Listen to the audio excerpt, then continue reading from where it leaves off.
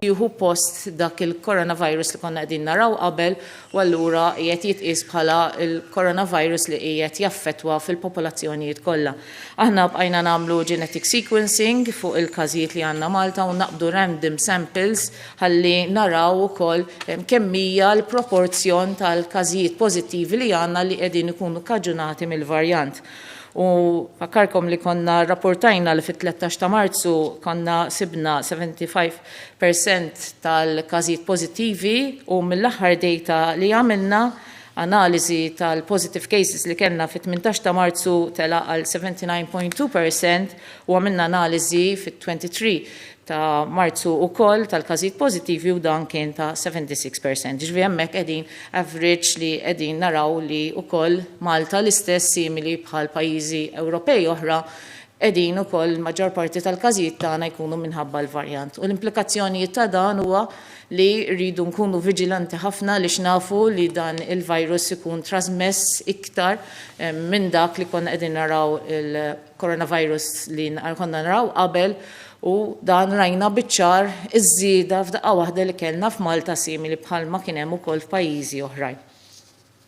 U allura nibqgħu viġilanti, importanti għaliex dawn in-numri li qegħdin naraw illum il-ġurnata fejn issa qegħdin nistabilizzaw dawn in-numri li għandna b'numru inqas minn qabel huwa sforz tal-ħidma li qiegħda ssir minħabba kemm l-influenza tal-vaccination, però iktar u iktar tal-miżuri li hemm fil-post bħalissa biex aħna nikkontrollaw is-sitwazzjoni. Huwa importanti ħafna iva qegħdin naraw in-numri jinżlu, però il-fatt li niżlin in-numri huwa kollu sforz ta' dak il-kontrolli li hemm fil-komunità tagħna. Għandna esperjenzi ta' x'qed jiġri f'pajjiżi oħrajn fejn għadhom tilgħin bil-każijiet ma rridux li jerġa' jiġri l-istess u allura importanti li nibqgħu nsegwu dawn il-miżuri. Fakkarkom, il-ġimgħa d-dieħla hija ġimgħa fejn hemm żewġ festi, hemm lejt il-kbir, huwa importanti ħafna li kulħadd ikun responsabbli insegwu l-miżuri li hemm fil-post għaliex bħalma tallimna dan huwa l-uniku mod li aħna nkun nistgħu nikkontrollaw is-sitwazzjoni sakemm aħna jirnexxinna nlaqmu iktar mill-popolazzjoni tagħna. Qegħdin naraw ukoll li fil-djar tal-anzjani qegħdin naraw issa li hemmhekk ukoll fatt li dawn tlaqmu l-maġġor parti tagħhom, allura hemmhekk qegħdin naraw ukoll ċar ħafna l-impatt tal-vaccination. Fejn hawnhekk qegħdin naraw li f'din l-aħħar ġimgħa kellna biss fil-homes kellna 5 residenti u 2 mill-istaff li kienu pożittivi. U f'każijiet bħal dawn jiġu pożittivi, però f'dawk li jkunu mlaqmin ma jkunx hemm ukoll komplikazzjonijiet. Allura għandna biċċar u dimajnejna li l-vaksin qiegħda taħdem u allura importanti li aħna nibqgħu inlaqmu kemm nistgħu il-proporzjon tal-popolazzjoni tagħna. X'qed jiġri fil-komunità, il-każijiet li rnexxinna nagħmluhom l-epi linking bħala cluster ġifi tara ma xiex ikunu relatati ma' xulxin, hemmhekk qegħdin naraw li l-maġġor parti tal-clusters kienu ġejjin mill-household stess u nerġgħu nappellaw kellna nagħmlu l-miżura biex aħna innaqsu l-ammont ta' nies li jistgħu jiltaqgħu ma' xulxin fid-djar residenzjali għaliex aħna konna qegħdin naraw li minn dawk il-każijiet li nagħmlu l-epi linking tagħhom kienu qegħdin jirriżultaw minn laqgħat li jsiru fid-djar jew inkella social gatherings fid-djar ukoll. U għalhekk qegħdin hemm il-miżuri u anke għadna qegħdin insibu li qed ikun hemm każijiet fejn in-nies xorta qegħdin jiltaqgħu avolja hemm il-liġi f'posta. Infatti f'din l-aħħar ġimgħa kellna 86 ċitazzjoni li ħriġna minħabba li kien hemm nies li kienu għadhom qegħdin jiltaqgħu fid-djar tagħhom. Jiġifieri nappella lill-pubbliku. Nappellalkom biex ma niltaqgħux ma' xulxin, nikkonsidraw l-importanza ta' din is-sitwazzjoni u li nżommu dejjem mal-household tagħna. Jekk aħna nkun qegħdin nistiednu xi ħadd tagħna jew għandu bżonn jiġi xi ħadd tagħna, importanti li tkun minn household waħda u dejjem jekk inti ħad tiltaqa' dejjem iżżomm l-istess household ukoll, importanti ħafna. Għaliex dan huwa l-mod kif nistgħu nikkontrollaw u nipproteġu lil xulxin. Bħala każijiet attivi bħalma spjegajt, issa l-fatt li n-numru ta' każijiet pożittivi naqas ta' kuljum, allura hemmhekk issa l-każijiet attivi niżel taħt l-2000 li huwa 1853 cases. U minn dawn kellna 86 li kienu qegħdin mill-lokalità ta' Għawdex. Kien ħarsu l-etajiet tal-każijiet li kellna din il-ġimgħa l-maġġor parti tagħhom kienu ta' età bejn 25 u 44 sena li huma l-iktar nies li qegħdin jiġu affettwati. U jekk tqabbel mal-ġimgħa ta' qabel qegħdin naraw li l-każijiet fl-etajiet kollha niżlu, però baqgħu stabbli f'dik l-età bejn 35 u 39 sena li huma wkoll importanti li noqogħdu attenti f'dawn l-etajiet kollha. Fatti l-average age tal-każijiet li kellna din il-ġimma kien ta' 39 sena. L-imwiet baqgħu għaddejjin hija l-ħidma tagħna biex inkomplu nlaqmu il dawk in-nies l-iktar li huma tajiet avvanzati biex hekk nkunu nibqgħu nipproteġu lil dawn il-persuni. Huwa ċar meta tħares lejn l-etajiet ta' dawk in-nies li jkunu tlaqmu li hemmhekk tara nuqqas fl-imwiet ta' dawn il-persuni. Fatti jekk inħarsu x'qed jiġri fi frar li law il-maġġor parti tal-każijiet li kellna l-imwiet tagħhom kienu bejn età ta' 70 u 84 sena. U jekk inħarsu lejn l-average age, hija ċar u jidher hawnhekk li minn meta bdejna t-tilqim bl-istrateġija tal-tilqim ta' nies li huma aktar avvanzati fl-età, qegħdin naraw li hawnhekk l-età issa niżla bil-mod il-mod u għandna l-average age hija ta' 74.3 bħala età. Il-testjar importanti ħafna li nibqgħu nittestjaw. Kontu qegħdin taraw li dan l-aħħar ġranet kon qegħdin naraw inqas it-testjar għaliex aħna wkoll qegħdin naraw li qed tkun hemm inqas nies li qed ikunu jirrikorru għat-testijiet u li huwa relevanti wkoll li inti jkollok inqas nies li għandhom is-sintomi, però importanti li kull min ikollu s-sintomi jiġi għat-test ħalli hekk inkun nistgħu nofrulkom ukoll it-testjar u nieħdu ħsieb il-kura ta' din il-kundizzjoni kemm f'Malta u kif ukoll Għawdex baqgħu għaddejjin lit-testjar. Kif ukoll għandna l-kontribut ukoll ta' rapid tests li wkoll għandu l-utilità tiegħu, u hekk qegħdin naraw kemm dawk it-test li qegħdin isiru mill-ċentri mill-ħabs tagħna fil-Camp Pembroke kif ukoll fil-Boffa fejn hemmhekk nagħmlu rapid testing, imma anke wkoll li aħna niġbru l-informazzjoni minn dawk il-ħabs li qegħdin isiru anke mill-privat fejn hemmhekk jagħmlu rapid testing. Fatti jekk inħarsu lejn x'qed jiġri hawnhekk il-percentage ta' positive test li joħorġu wkoll mill dawk li huma rapid tests ukoll qegħdin jonqsu bħala percentage positivity rate.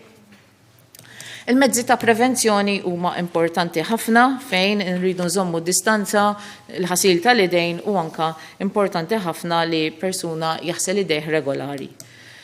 Nibqgħu nżommu l-kontrolli fl-ajruporti tagħna fejn għandna numru ta' pajjiżi li huma listjati kemm red zone li hemmhekk in-nies ikunu biss dawk in-nies li huma residenti Maltin jew inkella ċittadinanza Maltija li jkunu jingħataw il-permess u jiġu biss peress li huma jagħmlu wkoll kwarantina u Malta. Imma wkoll għandna l-amber zones fejn minn dawn l-amber zones persuni li jridu jġibu jew PCR test magħhom jew inkella jekk ma jkollhomx aħna nagħmluhom it-test ukoll fl-airport tagħna.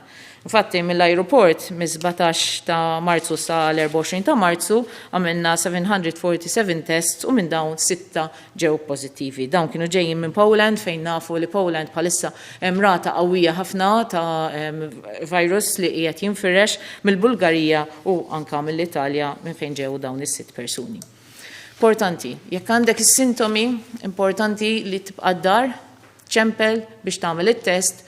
U anka jekk sakemm joħroġ it-test importanti tibqa' d-dar ma jkollokx kuntatt ma' persuni oħrajn u anka jekk inti joħroġ it-test li huwa negattiv sakemm inti għandek is-sintomi importanti li tħalli 24 siegħa sakemm wara li għaddew is-sintomi qabel ma inti tmur għax-xogħol jew inkella titħallat ma' nies oħrajn. Ibqgħu użaw il-covidtest.gov.mt, infatti kellna fuq minn 30,000 persuna li juża dan il-booking system għaliex din huwa sistema li effiċjenti ħafna. Il-COVID Alert, il-Contact Tracing App, huwa importanti ħafna nibqgħu nużawha għaliex dan huwa mod kif aħna nistgħu nibqgħu ngħinu l-contact tracing sejjer tajjeb ħafna, infatti llum qegħdin naħdmu dawk il-persuni li propju ġew riżultaw bejn il-bieraħ u bejn illum. U hemmhekk qed ikollna kuntatt immedjat mal-persuni li huma pożittivi. Infatti, dil-contact tracing gap downloadjawa 97,164 persuni li huwa 20% tal-population u kellna wkoll persuni l-fuq minn 2000 li dawn kontaktjaw il-helpline biex huma jgħidulna li kellhom l-alert fuq il-lab tagħhom. U allura di situazzjoni l-qegħdin fejn għandna il-tilqim li għaddej brata maġla ħafna fejn aħna qegħdin inlaqmu l-ammonti ta' dozi li qed ikollna lill-popolazzjoni tagħna fejn għandna wkoll il-persuni li qegħdin ikollhom is-sintomi u li qed jirriżultaw pożittiv bil-mod il-mod qiegħed jonqos, dan huwa kollu sforz ta' din il-ħidma.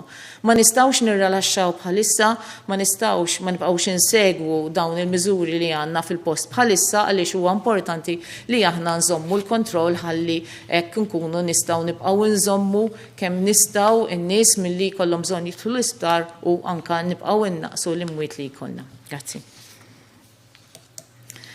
Welcome everyone to the COVID bulletin. We are currently ongoing with the vaccination program, whereby right now we are vaccinating people who are aged over 60 and also those group of people who are in the vulnerable group.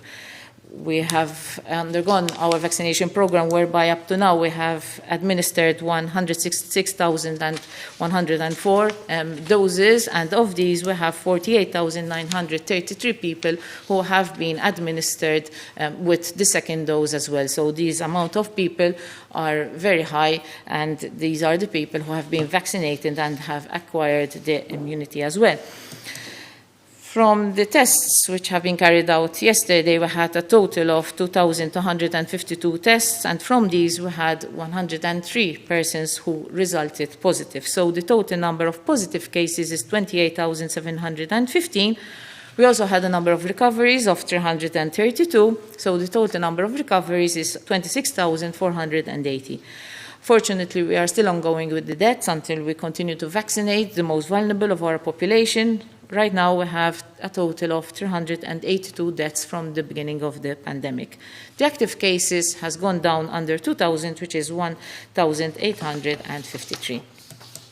If you look at the 7-day moving average, this has now gone down to 146, which is the result of the vaccination program, which is ongoing, but also the strict measures that we have in place on controlling the situation. It is very important that we continue to heed the preventive measures and the measures that we have in place.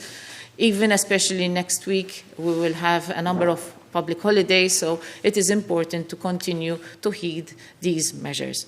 Also, I alert everyone to be careful even in meeting in households, because this has been found to be one of the major sources of transmission, apart from the sporadic transmission that we have within the community. So it is important to continue to adhere to the measures that we have in place.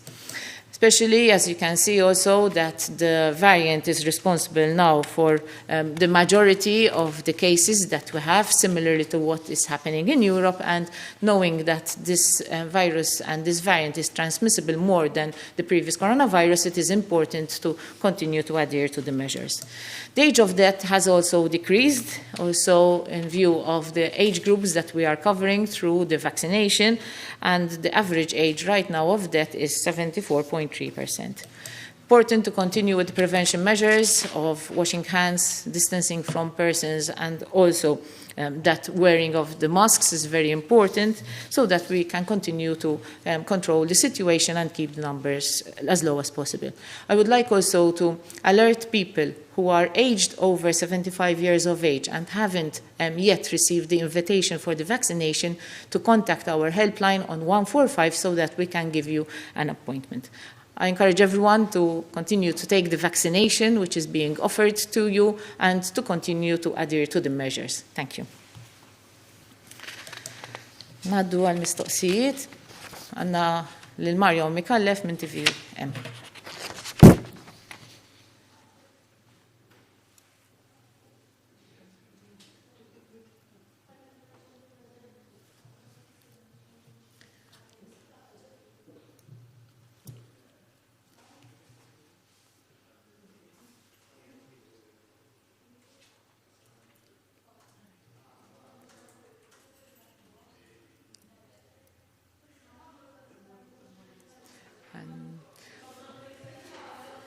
ħanaddu għal xi ħadd ieħor sakemm jirnexxielna naqbdu lil Mario, għandna l-Ġonet il-Ċilja mill-Lavin Malta.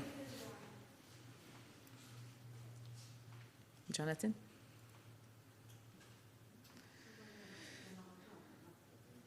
Hi, can you hear me? Yes. Hi, good afternoon, Professor. Hope all is well, and great to see that active cases have dropped to below 2,000. I have 2 quick questions, one on GPs and one on sports. First question, do we know how many GPs have signed up to be allowed to give vaccinations so far? And second question, Malta's national football head coach has called for the immediate start to the Football League if the team wants to remain competitive. Obviously, this comes as Malta has some massive games, such as against Russia this week. Are there any plans to open this up in the coming days or weeks? Thank you very much. Okay. Grazzi, Jonathan. Fatti li qed isaqsi dwar il-general practitioners u anke tobba oħrajn bħal speċjalisti li jaħdmu fil-privat, dawn ukoll aħna ħriġnielhom sejħa biex huma jkun jistgħu jgħidulna l-interess tagħhom biex huma wkoll ikun jistgħu jipparteċipaw billi eventwalment meta niftħu iktar din il-vaccination program ikunu huma wkoll jistgħu ilaqmu wkoll il-pazjenti tagħhom fil-privat fejn aħna nkun nistgħu nagħtuhom it-tilqima u huma joffruha. Infatti sa issa kellna design tabib li applika ma' din l-iskema u din għadha miftuħa u allura min ikun interessat jista' wkoll ikellemna bħala t-tobba wkoll. Fuq l-isport bħalissa għandna l-miżura u l-liġi fil-post li organized sport ma jistax isir. U allura fil-liġi wkoll hemm il-lok li tingħata eżenzjoni biss fejn inti kollok dawk il-tim nazzjonali li jkun qed jipparteċipa f'lob internazzjonali li jkun ta' livell għoli ħafna, jiġifieri bħalma rajtu din il-ġimgħa kien hemm il-logħba kontra ir-Russja u dak kien ingħata permess speċjali. Però anke f'dak il-permess speċjali jkun hemm ċertu kundizzjonijiet ta' kif huma jkunu qegħdin ukoll jaħdmu flimkien biex huma jżommu l-bubble u jkun hemm ukoll il-miżuri fil-post. TVM, Mario Mikallef? Il-wara nofsinhar tajjeb, tagħma li issa qed nistgħu aħjar. L-ewwel qed għaddew ġimagħtejn midħul fis-seħħ tal-aħħar miżuri ta' kontroll tal-imxija li nafu fiċ-ċert li ser jibqgħu fis-seħħ sa 11 ta' April. Professur Gawċi, x'inhi l-analiżi tiegħek dwar is-sitwazzjoni s'issa fis-sens in-numri li niżlu bir-rata li stennejtu, l-miżuri kienu effettivi biżżejjed u domandi dwar it-tilqim. L-ewwel it-tilqima Johnson & Johnson għandniex indikazzjoni meta ser tkun hawn Malta, jekk għadniex inżommu it-tieni tilqima bħala riserva għal persuna li tkun ingħatat l-ewwel tilqima wkoll, u Pfizer irrapportat li għaddejja bi provi kliniċi fuq pillola għal min ikollu sintomi u jirriżulta pożittiv għal COVID. Dawn l-iżviluppi, jekk dawn l-iżviluppi materializzaw, din tkun komplementari jew tieħu post it-tilqima? Grazzi ħafna.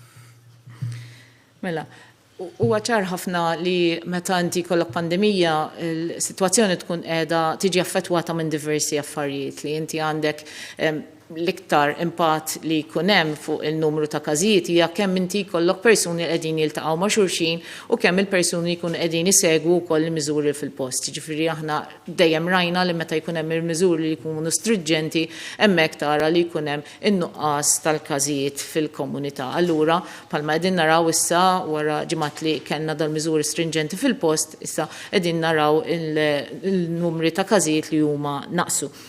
Jiddependi kemm jonqsu, jiddependi kemm in-nies isegwu dawn il-miżuri. Aħna li għamilna min-naħa tagħna hija li rajna li kien hemm il-maġġor parti tal-popolazzjoni li huma segwew dawn il-miżuri, però ikun hemm ftit ukoll li ma jsegwux dawn il-miżuri u għalhekk għandek l-infurzar. Infatti aħna għadna tim b'saħħtu ta' nies li ħarsu lejn l-infurzar u dawn ħajibqgħu għaddejjin. Anka f'dawn il-ġranet li ġejjin ħanibqgħu nsaħħu dan l-infurzar biex aħna nkunu żgur li dawk il-ftit li ma jkunux qegħdin isegwu dawn il-miżuri ma jkunux kaġun li jista' jkollok żieda f'dawn il-każijiet ukoll.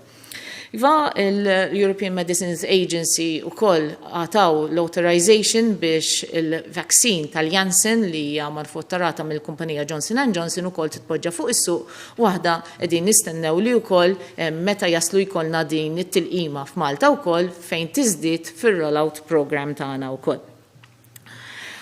Nafu li aħna t-tilqim li għanna bħalissa kollha jingħata f'żewġ dożi u allura aħna għajna għaddejjin bir-rollout tagħna kemm nistgħu biex inlaqmu kemm nistgħu nies f'dan il-mument u għabbażi li aħna nkunu nafu l-ammonti ta' vaccines li jkunu qegħdin ġejjin, allura hemmhekk aħna nkun tista' b'sigurezza tkun tista' toħroġ il-vaccines li għandek biex inti wkoll iżomm ftit li huma kontingenza imma tkun fil-ħin biex tlaqqam kemm tista' persuni wkoll available. Iva l-kumpaniji farmaceutiċi sam il-bidunet kienu għaddejjin bil-riċerka tagħhom biex jaħarsu kemm għat-tilqim u dan nafu li għaddejjin tajjeb ukoll. Però wkoll li kienu qegħdin iħarsu lejn riċerka għal trattament tal-COVID. U allura dawn huma affarijiet li jikkomplementaw lil xulxin. Meta inti għandek it-trattament dan ma jieħux post it-tilqim. It-tilqim qiegħed hemmhekk biex hu jippreveni li persuna meta jiltaqa' mal-virus ikun jista' joħorġulu il-komplikazzjonijiet jew inkella l-imwiet. It-trattament qiegħed hemmhekk għal meta persuna mbagħad ħajkun marat allura biex inti tikkuraħ biex inti tnaqqaslu il-sistemi tiegħu li jkunu qegħdin jirreaktjaw għal dan il-virus.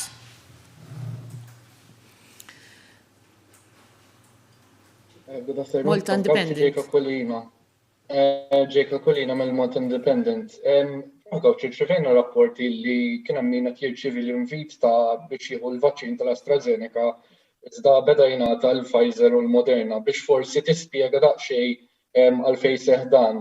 It-tieni mistoqsija hija numru ta' anzjani l fuq minn 80 sena xorta mietu, anke fl-aħħar ġimgħa rajna li 6 mietu jekk ninkludu tal-lum. Sta forsi tilabora daqsxejn għalfejn qed iseħħ dan u jekk irċivewx il-vaċċin dawn, eċċetera. U l-aħħar mistoqsija l-lum il-qatna kważi 6,000 doza ta' vaċċini li tajna. Għandna nistennew li diħat iżdied iktar fil-ġimgħat li ġejjin u kemm qegħdin ġimgħat ahead mill-initial vaccination program. Grazzi. L-ewwel mistoqsija kif jogħġbok mbagħad tirrepeti għaliex ma kienitx ċara bħala sound. Mela, meta tajb nispjegaw saqsejt fuq inti persuni li għadhom qegħdin imutu il fuq ukoll minn 80 sena li dawk hemmhekk nafu li l-maġġor parti tagħhom huma hemmhekk tlaqmu. Rridu niftakru li meta inti għandek it-tilqima tkun qiegħda tipproteġi lil persuni mill-komplikazzjonijiet u anke mill-imwiet. U aħna nafu li l-efficacy ta' din it-tilqima hija għolja ħafna, però mhijiex 100% bil-fors. Allura jista' jkun li jkollok persuni li huma ikunu ħadu żewġ dożi wkoll u għaddew ġrane biex huma bnew l-immunità, ma jista' jkollok xi ftit li persuni xorta jkunu qegħdin jimirdu xorta jista' jkollhom komplikazzjonijiet. Din għaliex m'għandekx 100% efficacy f'kulħadd bil-fors. U allura għalhekk huwa importanti li inti anke l-persuni jibqgħu jsegwu wkoll il-miżuri ħalli huma jibqgħu jieħdu ħsieb saħħithom, speċjalment dawk il-persuni li huma aktar vulnerabbli u għandhom mart kroniku.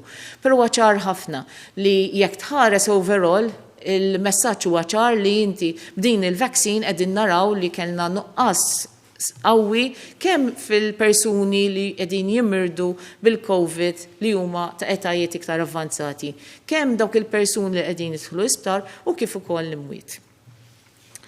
Fuq il-tilqim bħalma rajtu din smixin tajjeb, infatti Malta edha bħala percentage coverage li huwa tajjeb ħafna u wkoll aħna bil-dozi li ħajibqgħu ġejjin naraw li aħna nibqgħu għaddejjin bit-tilqim fil-coverage tagħna u anke nkunu ahead minn dak li propju kien ippjanat. Times of Malta, Julia Magri. Hi, good afternoon, Professor Gauci. From Times of Malta, yes. I have 3 questions, please. So the quasi-lockdown is to be lifted on April 11th. Is there a plan for when establishments and service will be allowed to open and resume, or will everything automatically go back to normal after April 11th? Are you planning a similar plan to what the UK have done? They have like a COVID-19 recovery plan with dates and so on. If so, when do you plan on making announcements about this plan? Second question, please. You said less people are coming forward to get tested. Is it because they don't have symptoms, or could it be the case people are suffering from COVID fatigue and simply not calling forward to book a test? And my last question, please. It has been reported abroad that COVID-19 long haulers have been suffering from hearing problems, they're losing hearing, and sometimes have like a bit of a sense of funny tingling in their ears. Have we had any cases of such effects in Malta? Thank you. Bħalma dejjem minna meta tħares lejn il-miżuri dak li jkunu fil-post, inti tkun qed tara l-impatt ta' dawn il-miżuri. Il-miżuri li għandna bħalissa kollha qegħdin jimpattaw fuq is-sitwazzjoni, però bħalma rajna dejjem kellna dawk il-miżuri u postijiet li jkunu qegħdin ristritti li jkunu iktar ta' riskju minn postijiet oħrajn.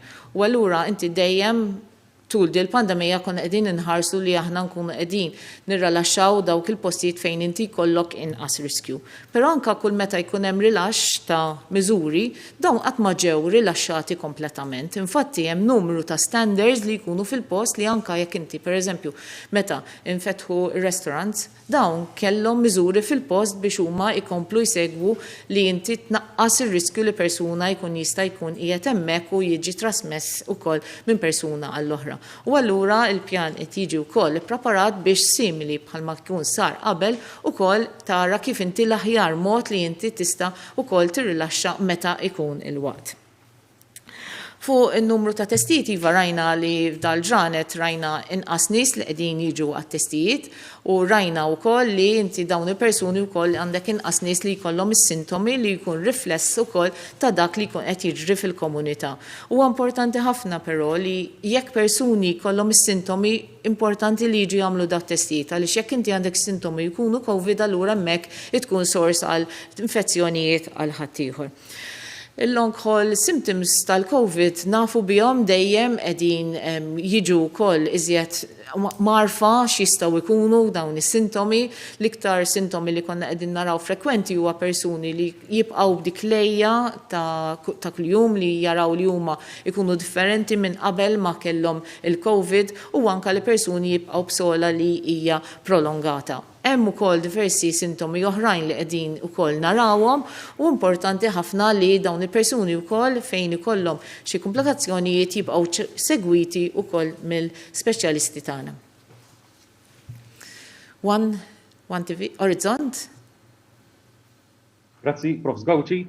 Qed jingħad li min jidħol minn Sqallija bil-katamaran mhux qed jagħmel kwarantina u mhux isiru testijiet fuqu. Din hemm xi raġuni għaliha x'in il-proċedura. U dwar l-ammont ta' persuni li qegħdin fi kwarantina. Dawn naqsuh l-aħħar jiem x'inhi s-sitwazzjoni. Grazzi. Mela, meta aħna għandna il-persuni li ikunu ġejjin minn barra, aħna qegħdin hemmhekk klassifikati dak li huwa bħala red zone, dak li huwa amber zone u dak li huwa green zone. U dawk li huma red zone għandek sitwazzjoni fejn huma biss dawk il-persuni li huma jistgħu jiġu għal Malta, dawk li huma Maltin jew ikella għandhom ċittadinanza Maltija li jistgħu jiġu. U anke jiġu biss dawk il-persuni li huma residenti Maltin jew inkella Maltin bħala ċittadinanza u jinżammu f'kwarantina. Imbagħad għandek l-amber zone li jkunu jridu jagħmlu it-testijiet qabel jiġu għaw Malta u mbagħad għandek il-green zone. Sa issa Sqallija għadha klassifikata bħala green u għalhekk ma jsirulhomx it-testijiet, però aħna ta' kull ġimgħa nkunu qegħdin nagħmlu revision ta' x'inhuma dawn il-zones skont il-positivity rate li jkun hemm f'dawn il-pajjiżi u meta jkun hemm bżonn imbagħad aħna neqilbu wkoll ċertu żoni skont li jkun hemm bżonn. Net News, hello. Il-web senar tajjeb, xarona debono minn Net News, għandi 3 mistoqsijiet jekk ma jimportax. Mela min jieħu żewġ dożi tal-vaċċin irid jagħmel il-kwarantina kollha xorta waħda, naf li semma li il-healthcare workers iridu jagħmlu biss 5 ijiem. U tieni mistoqsija biex inkompli ma dak li staqsa l-kollega ta' qabli, hemm kellna mwiet ta' nies il fuq minn 80 u 90 sena. Jiġifieri tikkonferma li kien hemm nies minn dawn li sfortunatament tilfu ħajjithom li kienu nataw iż-żewġ dożi tal-vaċċin. U l-aħħar mistoqsija, qed ikollna numru tal-menti li persuni l fuq minn 70 sena baqgħu ma rċivewx l-istedina l-vaċċin u qed jgħidulna li qed iċċemplu mhux ikollhom indikazzjoni ta' meta jmisshom jieħdu l-ewwel doża. X'parir forsi tista' tagħti lil dawn il-persuni? Grazzi ħafna. Iva, grazzi. Kemm inwieġeb naqal mistoqsija ta' qabel ukoll kemm hemm nies fil-kwarantina, bħalissa hemm 7,011 persons li qegħdin fil-kwarantina. Dawn jinkludu dawk il-persuni li kienu kuntatti, inkludu wkoll dawk il-persuni li kienu pożittivi u anke persuni bħalmet li ġew minn red zones li jkunu qegħdin f'kwarantina. Fir-rigward tal-mistoqsijiet, aħna bħalma smajtu wkoll dejjem insegwu u naraw x'inhuma l-aħħar riċerka li tkun għaddejja u anke naraw kif naddattaw ukoll għas-sitwazzjoni li tkun.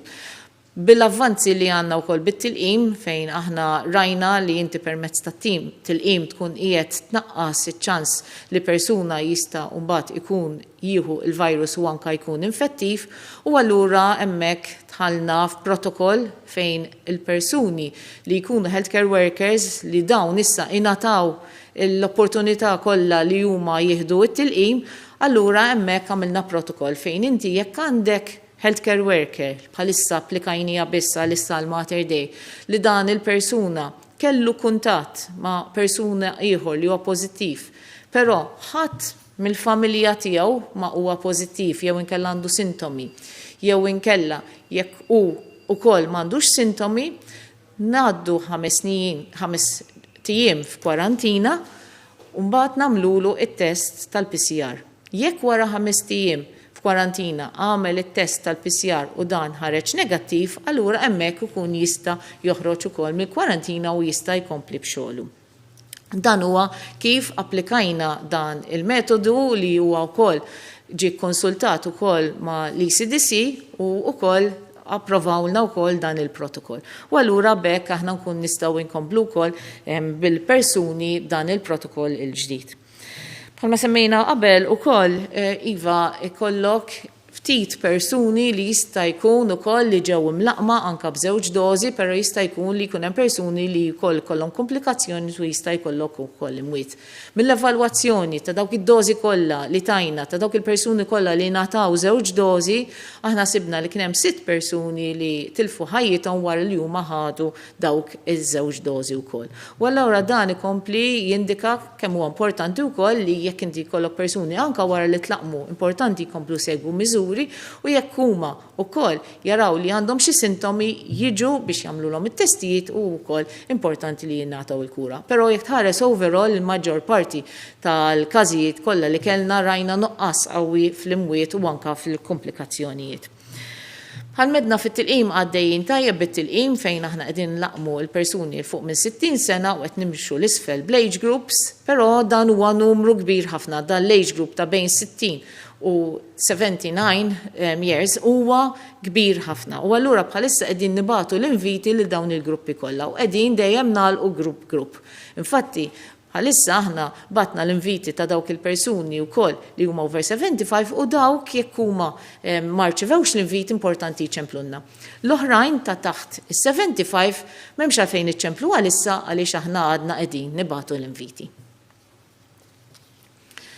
One News?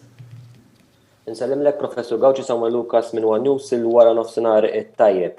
Professur Gawċi, semmejt l-anzjani u kif dawk li jkunu tlaqmu jaqbadhom il-virus jinsabu fi stat ta' saħħa tajba. Ġifieri meta tgħidlek minn dak li qed taraw intom, huwa l-każ li l-anzjani li jkunu tlaqmu jieħdu l-virus ma jkollhom sintomi jew ikollhom sintomi xorta waħda ma dan kollu ma jkunux daqshekk ta' detriment fuqhom. Grazzi, infatti bħalma rajna il-maġġor parti tal-każijiet li jkunu tlaqmu u li huma jista' jkun li ħarġu pożittivi għal xi raġuni il-maġġor parti tagħhom ġid minnhom ma jkollhom l-ebda sintomi ta' xejn u jekk ikollhom sintomi il-maġġor parti jkunu sintomi li huma minimi ħafna. Malta today? Hi, good afternoon, Professor Gauci. Can you hear me? Yes. Eva. All right, so my question is as follows.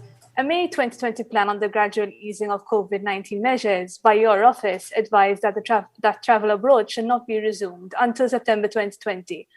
However, they were allowed to open on July 2020. Then in August 2020, restrictions had to be put into place. Why did you deviate from the original plan? Was this a political decision? Did you protest it? And looking back now, do you think it was a mistake?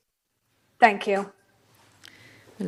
Fu l-vjaġġar Dan l-Unjoni Ewropea ħarġet Council Recommendation ukoll fejn il-pajjiżi tal-Unjoni Ewropea mxew fuqha u simili Malta mxiet fuqha fejn inti għandek dak l-ammonti ta' pajjiżi li skont il-positivity rate tagħhom ukoll u skont is-sitwazzjoni li tkun qiegħda f'dak il-pajjiż hemmhekk kien hemm numru ta' pajjiżi li kienu listed bħala green u mbagħad kien hemm numru ta' pajjiżi li kienu listed bħala red. Aħna Malta li għamilna morna oltre minn hekk fejn aħna wkoll minn wissu rajna li klassifikajna wkoll fost dawk il-green il-pajjiżi li huma green li ġifieri jista' jkollok it-vjaġġar li niżżilnihom bħala amber biex aħna nkun nistgħu nitolbu wkoll it-testijiet għal dawk il-persuni li jkunu qegħdin ġejjin minn hemmhekk.